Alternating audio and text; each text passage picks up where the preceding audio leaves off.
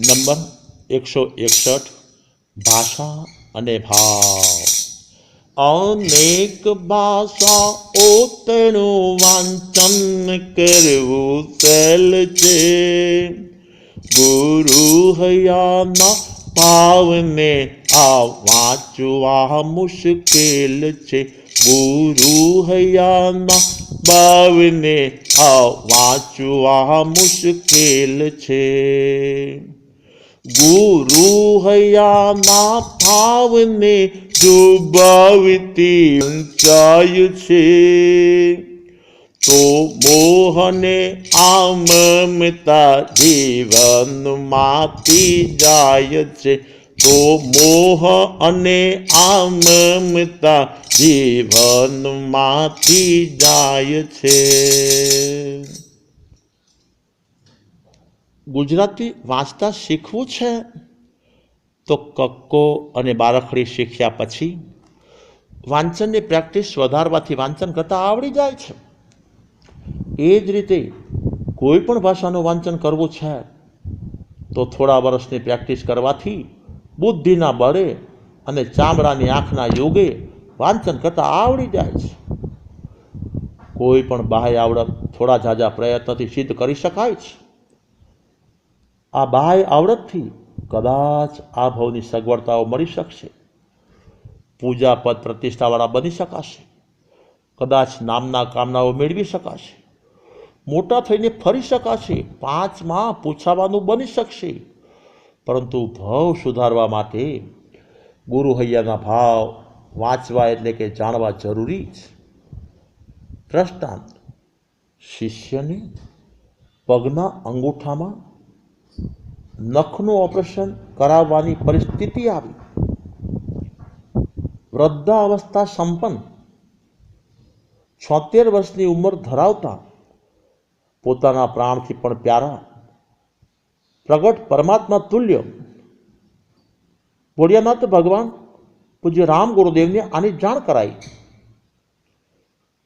શિષ્ય ઉત્તમ કહે છે, ગુરુમાં, આવતીકાલે સવારે ઓપરેશન અર્થે દવાખાને જવાનું છે. ગુરુદેવ કહી રહ્યા છે, તારું ઓપરેશન છે તો હું જરૂર સાથે આવીશ. શિષ્ય ઉત્તમ નમ્રથી નમ્ર ભાવે કહે છે, આપના શિષ્યો અનેક છે, બધા યુવાન છે, સેવાભાવી છે. આપ ગમે તે 2 સંતોને મોકલશો તો પણ કામ થઈ જશે. અમે સાંજે તો પાછા આવી જવાના છે. આપની ઉંમર છે, દવાખાનાની રૂમો સાંકડી હોય, આપની ઉચિત સેવાનો લાભ શિષ્યો ના લઈ શકે, માટે આપ ઉપાસ સહિત બિરાજો તો કેમ લાગે છે? ઉપાસે આપની સેવામાં 5 થી 6 સંતો રહેશે. સદગુરુદેવ શ્રી રામગુરુ પરમાત્માએ સ્પષ્ટ ભાષામાં કહ્યું, તારું ઓપરેશન હોય અને હું અહીં રહી શકું નહીં. જ્યાં તું ત્યાં હું, જ્યાં શિષ્ય ત્યાં ગુરુ. તું મારું હૃદય છે, જ્યાં હૃદય હોય ત્યાં રામ હોય.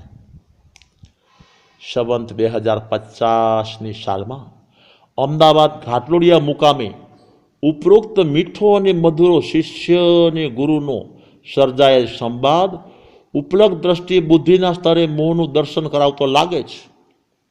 પરંતુ ગુરુમાના હૃદયને સમજેલ શિષ્ય પોતાના ગુરુ પરમાત્માની કોઈ પણ વાતને બુદ્ધિથી માપવા તૈયાર થતા જ નથી. ગુરુદેવના વચનને માપવા માટે બુદ્ધિની ફૂટપટ્ટી સદા માટે ટૂંકી જ પડે છે. હૃદયની વાત હૃદયથી વાંચવી જરૂરી છે.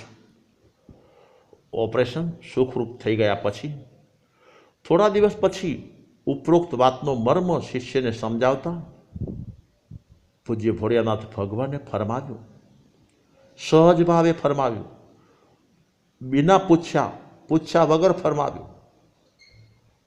પાપી પાલકને ઘાણીમાં પીલાતા 500 શિષ્યને સ્વભાવ ધર્મનું સુરાતન ચડાવનાર પોતાના ગુરુ ખંદક મુનિરાજ સાથેને માથે હતા. તો દરેક શિષ્યને અંત સમયે સમાધિના દાન આપી શક્યા છે.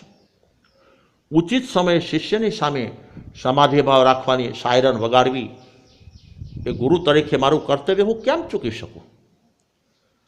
તારા ઓપરેશન સમયે મારી ફરજ મારે બજાવવી એ મારું કર્તવ્ય છે. તારી સમાધિ એ મારી સમાધિ છે.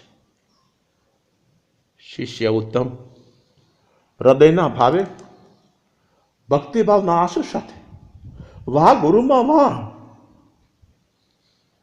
આપનો ઉપકાર, આપનો પહાડ, આવા સદગુરુદેવ મને મળ્યા જેની દ્રષ્ટિ સદા અંદર છે, એ જ સદા સમાધિના બંદરમાં છે. આપની પ્રત્યેક વાતના મર્મના મૂલ્ય આ સામાન્ય આત્માથી સમજવા અતિ મુશ્કેલ છે. વાર્તાલાપ ટૂંકોને ટચ, છતાં એનો મર્મ કેટલો મહાન છે બતાવે છે. હૈયાની વાતો હૈયાથી વંચાય તો જ હરી મળે અને સાધના સફળ બને. બસ આજે આટલું જ. ધ્રાંગધ્રા સંબંત 2056 વૈશાખ સુધી પૂનમ, બુધવાર, તારીખ 17/5/2000.